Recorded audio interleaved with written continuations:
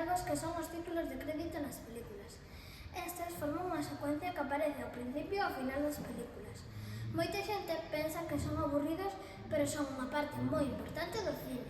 Forman parte da historia novas de todas as persoas que colaboraron na película, como pode ser o director, os actores, as actrices, os cámaras e calquera persoa que colaborara para que a película saliese adiante.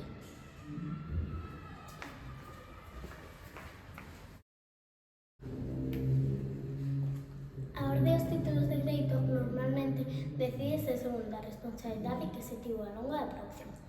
Por exemplo, xeralmente o primeiro en aparecer é o director da película, seguido das persoas de produción, guionistas, actrices, actores, banda sonora, maquilladores.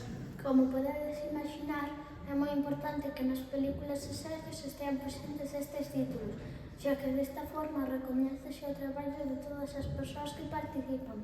Pero sabedes que xa era unha opción que se usaba a principios do cine? Menos mal que cambiou e nos anos 70 fixéronse obrigatorios.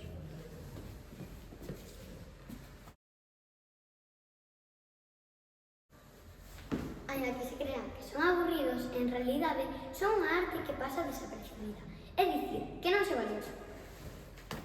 Tes razón, grazas ás innovacións audiovisuais de imaxe e son os diseñadores gráficos, ilustradores e fotógrafos crean xuntos os títulos de crédito, iniciais e finais das películas do cine moderno moi chulos.